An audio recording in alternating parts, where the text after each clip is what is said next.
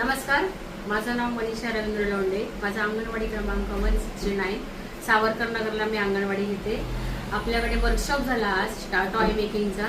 त्याच्यामध्ये आम्ही पालकांना टाकाऊमधून टिकाऊ याच्यापासून वस्तू बनवायला सांगितल्या. ते बऱ्यापैकी त्या मुलांनी छान छान वस्तू बनवून आणलेल्या आहेत. कॅरी बॅग पासून आपल्याला एक पर्स बनवलेली आहे, एक बॉटल पासून एक फ्लॉवर पॉट बनवलेला आहे, ते करवंटी पासून कासव बनवलेला आहे. अशापैकी ह्या बऱ्याचशा वस्तू या काकांनी छान छान बॉटल पासून पण एक फ्लॉवर पॉट बनवलेला आहे, डमरू बनवलेला आहे छानपैकी ग्लास पासून.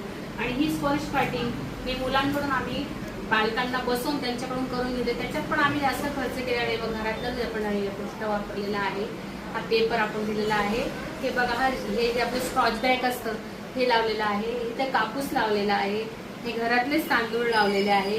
हे पिस्तात खातो आपण, ते न फेकता त्याचा पण उपयोग इथे केलेला आहे.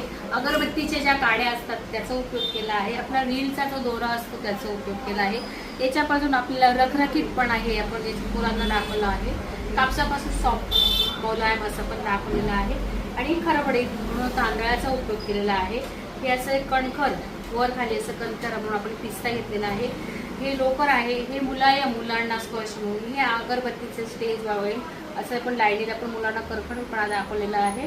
आणि जे आपल्या घरात पत्रिका येतात लग्नाच्या त्याच्या आपण सुशोभन करण्यास आपण मुलांना दाखवलं आहे. हा आजचा वर्कशॉप खूप आज मुलांना आवडला, पॅरेंट्सला पण खूप आवडला की टाकाऊपासून टिकाऊ आपण जे महागातल्या वस्तू घेण्यापेक्षा आपण घरातल्याच वस्तूंपासून मुलांना पण आपण छान शिकू शकतो.